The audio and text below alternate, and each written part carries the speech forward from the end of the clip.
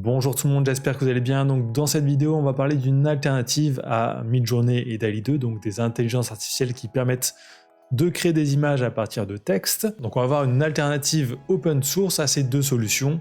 Donc cette alternative, c'est Stable Diffusion. Donc ça ne va pas être un tuto complet sur Stable Diffusion parce qu'il y a énormément de choses à savoir et je ne maîtrise pas l'outil complètement. Donc cette vidéo, ça sera plutôt pour vous faire découvrir qu'est-ce que l'on peut faire avec cette IA. Parce que vous allez voir justement qu'on peut faire beaucoup plus de choses qu'avec DALL-E 2 et Midjourney. Donc le but, ça va vraiment être de vous donner une vue d'ensemble de cette IA. Donc c'est parti. Donc Stable Diffusion existe déjà depuis plusieurs années. Donc Stable Diffusion existe depuis déjà plusieurs années, mais au départ il n'était pas forcément accessible au grand public. Il fallait avoir des connaissances par exemple en programmation, parce que tout se passait en Python, donc avec des lignes de commande et de programmation. Donc ce n'était pas du tout accessible au grand public. Depuis quelques mois déjà, il y a des interfaces web qui sont sorties, donc qui ont rendu l'outil beaucoup plus accessible, et aussi beaucoup de services en ligne. Donc l'avantage d'être open source, c'est que vous pouvez l'installer sur votre PC s'il est assez puissant, et le faire tourner gratuitement. Donc ça, attention, il faut un PC assez puissant pour le faire. Avec un petit PC notebook, ça ne fonctionne pas. Il faut plutôt les gros PC de gamer. Donc comment l'utiliser? Alors la première solution, c'est de l'installer sur votre PC ou Mac. Donc pour faire ça, il y a des choses pour l'installer plus facilement. Avant, il fallait installer des choses en Python un peu manuellement. Là, il y a des interfaces qui sont sorties avec des installeurs. Donc là, par exemple, celui-ci, tapez ça, Empire Media Science A 4x1 Web UI Installer. Vous tomberez sur le site github.com et il y a les indications ici pour l'installer. Ça, c'est une installation simplifiée vraiment. Il faut juste extraire l'archive, la mettre dans un dossier spécifique et le lancer et ça va télécharger tout ça. Et ensuite, vous aurez une interface web. Pour l'installer aussi sur Mac, il y a une solution, c'est diffusionb.com. Alors, j'ai pas testé vu que j'ai pas de Mac, mais ça a l'air aussi assez simple. Juste, il faut cliquer sur télécharger et installer comme une application Mac normale. Donc ça, c'est si vous voulez l'installer sur votre PC et que vous avez un PC assez puissant. Mais il est possible aussi de l'utiliser gratuitement en ligne. Donc pour faire ça, il y a vraiment des centaines de sites qui proposent, surtout qu'actuellement, c'est possible de créer ce genre de site assez facilement. Je vous montrerai plus tard dans la vidéo. Donc première solution ici, stablediffusionweb.com. Donc il y a un petit module ici pour le tester, donc Get Started for Free, pour le tester gratuitement. Donc on met ici notre prompt comme sur DALL-E 2 ou Midjourney et ça va nous générer une image. Donc les outils comme ça en ligne, souvent les options sont assez limitées et justement le gros avantage de Stable Diffusion, c'est les options. Mais déjà, si vous avez des images juste à générer de temps en temps, les options gratuites en ligne sans avoir aussi besoin de s'inscrire quelquefois fonctionnent très bien. Autre alternative là qui fonctionne sur Discord, c'est Blue Whale, donc totalement gratuit aussi, en tout cas actuellement. Autre site gratuit, vous avez 100 générations par jour, je crois, si je ne dis pas de bêtises, c'est playgroundai.com. Donc là, ça fonctionne pareil, sauf qu'on a aussi un peu plus d'options sur ce site. Donc là, on fait Create. Et on a un peu plus de paramètres que sur le premier site, par exemple, ici. Donc ça peut être assez utile. Donc il faut savoir que Stable Diffusion, il y a des versions. Donc à chaque mise à jour, il y a une nouvelle version. Et certains sites fonctionnent sur une ancienne version, d'autres sur une version plus récente, etc. Par exemple, ici, on peut choisir le modèle 1.5 ou le 2.1 ou aussi DALL-E 2, donc j'ai pas essayé ça. Donc normalement, les modèles plus récents sont censés être plus performants, avoir des meilleurs résultats, mais aussi quelquefois ils ont ajouté des limitations. Par exemple, dans 1.5, il n'y a pas vraiment de limitation pour le contenu un peu adulte ou pour copier des artistes, alors que pour les versions 2.1, vous ne pourrez pas copier des artistes normalement, et vous ne pourrez pas faire du contenu adulte. Donc Stable Diffusion est aussi pas mal utilisé pour créer du contenu adulte, vu qu'il n'y a pas de bridage, en tout cas dans la version 1.5. Donc ensuite, si vous voulez trouver d'autres sites gratuits, vous avez juste à taper sur Google, il y en a qui sortent actuellement un peu tous les jours, donc vous n'aurez pas de mal à en trouver. Vous avez aussi des solutions payantes, donc des solutions souvent qui vous permettent d'avoir des images de meilleure qualité, enfin en tout cas plus grandes, d'avoir aussi accès à des API, donc ça on le verra aussi plus tard dans la vidéo, et aussi qui vous permettront d'utiliser les autres options. Parce que là, sur les versions gratuites à chaque fois, on reste vraiment sur des options assez basiques. Donc juste pour faire de la génération d'images en général, ou pour importer une image et la modifier. Stable Diffusion peut faire beaucoup plus. Donc maintenant, on va voir un peu une option qui est ultra intéressante sur Stable Diffusion, et que vous ne pourrez pas faire sur DALL-E 2 et Midjourney. Donc cette option, c'est d'utiliser des modèles personnalisés, ou de créer aussi vous-même des modèles personnalisés. Donc de base, Stable Diffusion est entraîné sur plein d'images qui ont forcément rien à voir, des images ultra réalistes, des images de bande dessinée, etc. Donc c'est vraiment une IA généraliste. Mais il est possible de l'entraîner pour avoir des résultats spécifiques à chaque fois. Par exemple, là je suis sur un site, c'est cityai.com. C'est un site qui répertorie des modèles personnalisés open source que vous pouvez utiliser gratuitement. Donc par exemple, si vous voulez faire un style médiéval ici, réaliste, là, vous avez ce modèle. Donc il faudra l'importer quelque part ou l'utiliser sur un site web. Et toutes les images que vous ferez auront ce style-là. Donc ça c'est vraiment intéressant si vous voulez vraiment faire un style spécifique. Par exemple là, style un peu dessin animé. Donc si on voudrait par exemple reprendre l'univers d'Avatar, on pourrait entraîner un modèle avec plein d'images du film Avatar pour recréer à chaque fois des images dans ce style-là. Donc justement, il y en a aussi sur Avatar, juste ici. Alors moi là, j'ai bloqué le contenu adulte parce que sur ce site, il y a beaucoup de contenu adulte aussi, c'est assez connu pour ça. Donc si vous voulez lancer des business sur le contenu adulte créé avec des IA, il y a moyen de le faire aussi. Donc par exemple, sur ce site, on va cliquer sur une image. Donc je vais prendre celui-ci. On peut voir ici des exemples qui ont été générés grâce à ce modèle personnalisé. On peut voir quelle version de Stable Diffusion ça utilise, donc là 1.5. Et on peut voir aussi des exemples créés avec ce modèle par les utilisateurs, pour vraiment avoir un aperçu avant de le télécharger. Donc ensuite, nous, si on a Stable Diffusion installé sur notre PC, on va télécharger le fichier, ça fait 2 Go ici, et on pourra l'utiliser. Autre chose aussi, ici il y a un bouton Play, donc Run Model, et on peut voir directement si ce modèle a été préinstallé sur des services en ligne qui permettent de l'utiliser. Par exemple, on peut voir Run Diffusion l'utilise, Get Image AI aussi, AI Paint pareil aussi. Donc on pourrait cliquer ici et accéder à ces sites web et l'utiliser directement. Et on peut voir aussi combien ça coûte de l'utiliser. Donc là, pour l'exemple, je vais montrer avec Run Diffusion, donc c'est un site que j'ai déjà montré sur cette chaîne. En fait, c'est Stable Diffusion, mais installé sur une instance, en gros un serveur qui sera lancé justement en payant. Donc vous avez un espace privé qui vous appartient, en tout cas le temps que vous l'utilisez. Donc là, par exemple, je peux choisir mon interface. Moi, je vais mettre automatique UI, il y en a aussi une deuxième. Je vais mettre quel type de serveur je veux, donc avec le prix par heure. Ici, je choisis la version de Stable Diffusion. Je peux choisir un modèle sur lequel je veux commencer, donc un modèle personnalisé. Je ne suis pas obligé d'en mettre. Donc là, par exemple, je vais essayer de retrouver celui que j'avais trouvé juste avant, donc INK Punk Diffusion, et je fais Select. Donc, je le lance. Et là, j'ai une interface qui sera mise, donc c'est à peu près la même interface que vous auriez si vous l'installez sur votre PC. Donc c'est une interface avec beaucoup plus d'options. Là, je peux rentrer mon texte ici pour générer une image, donc là, par exemple, dog. Donc tout simple, mais il faudrait mettre des prompts beaucoup plus longs, bien sûr. Je fais générer, et là, j'ai un chien qui est généré. Je vais essayer d'en générer un peu plus. Donc normalement, le style, à chaque fois qu'il ressort, c'est un style qui a été personnalisé avec le modèle que j'ai choisi. Alors, quelquefois, on voit que là, l'image ne ressemble pas vraiment au modèle que j'ai choisi. Donc là, j'ai pris IK Punk, donc celui-ci, donc on peut voir que les images sont quand même assez différentes. Donc là, on peut voir, il y a un trigger word. Donc en fait, il faut utiliser ce mot dans le prompt pour générer en fait ce style d'image. Donc là, je mets virgule, j'ajoute ça ici, je fais generate, et là, j'ai vraiment quelque chose avec le même style. En fait, il faut ajouter le mot-clé quelquefois dans certains prompts. Dans certains prompts, il n'y a pas besoin, mais sur certains, il faut le faire. Donc là, on a vraiment quelque chose d'assez similaire à ce qui a été entraîné. Ensuite, en dessous, on a énormément d'options. Donc là, c'est des options que je ne connais pas en fait. C'est pour ça que je ne vais pas vous faire un tuto complet sur Stable Diffusion. Le but, c'est vraiment de vous montrer les grandes lignes, qu'est-ce qu'on peut faire avec. On peut lui dire un nombre d'étapes définies. Donc, plus on met d'étapes, plus ça va être en quelque sorte un peu créatif. Ça va s'éloigner peut-être un peu du résultat recherché. Moins on en met aussi, normalement, moins il y a de détails. Aussi, moins on en met, plus les images seront générées rapidement. Ensuite aussi, ici, on peut choisir la dimension des images. Donc là, par exemple, sur Run Diffusion, ça dépend quel serveur vous choisissez. Mais sur votre PC, si vous avez un PC plus puissant, vous pouvez faire des images de plus grande qualité. Vous pourrez faire des images plus grandes. Ensuite, ici, par exemple, il y a une option pour restaurer les visages. De base, en général, sur les IA, les visages ne sont pas top. Souvent, il y a des yeux qui portent un peu de travers ou ce genre de choses, ou la bouche aussi. Donc là, il y a une option, si on souhaite générer des personnes ou des visages, on choisit ça et ça va en fait ajouter quelque chose et ça va corriger les défauts sur les visages. Et aussi, ce qu'on a, c'est une seed. Donc en fait, à chaque image qu'on va générer, il y aura une seed personnalisée.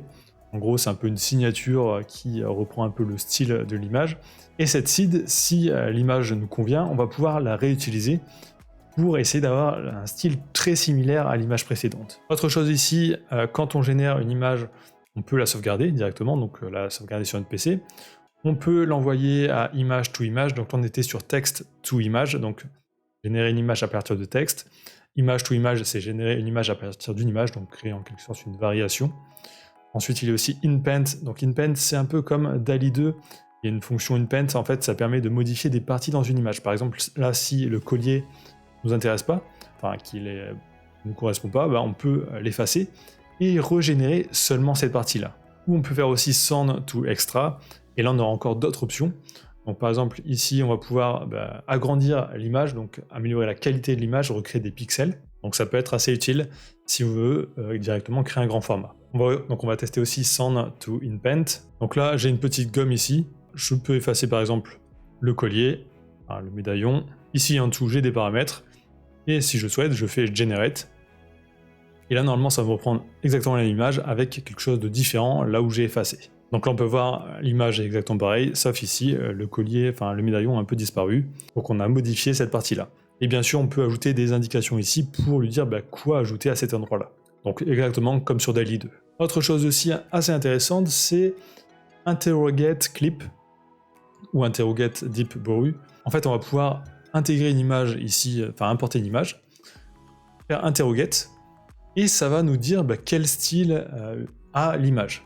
Donc là, par exemple, ça nous donne une description, donc un chien avec un collier, assis, il nous dit un style qui ressemble à ce que fait l'artiste Loïvan Barl, alors je ne connais pas, donc on va aller voir. Donc il nous dit que lui, ça ressemble un peu à ça, les images. Donc ça, nous, on pourrait très bien reprendre ce prompt ensuite, avec l'image que l'on a importée, pour créer des images dans le même style que l'image de base. Il est aussi possible de créer des vidéos grâce à Run Diffusion. Alors il y a deux méthodes, en tout cas que j'ai trouvées.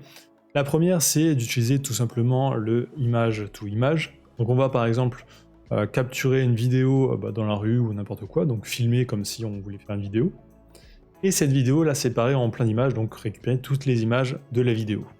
Et ensuite importer toutes ces images dans Stable Diffusion. Et ensuite, pour toutes ces images, donner un style qui sera défini, donc un style que vous aurez défini à l'avance, pour transformer par exemple toutes les images en images un peu cartoon, dessin animé ou ce genre de choses, enfin vraiment n'importe quoi. Donc il y a déjà quelques vidéos sur YouTube qui le font, alors pour l'instant il n'y en a pas beaucoup parce que c'est un peu chiant, enfin ça peut être un peu long à faire. Parce qu'ensuite, une fois que vous aurez toutes les images, il faudra retransformer tout ça en vidéo. Bon, ça se fait assez facilement normalement avec les logiciels de montage vidéo.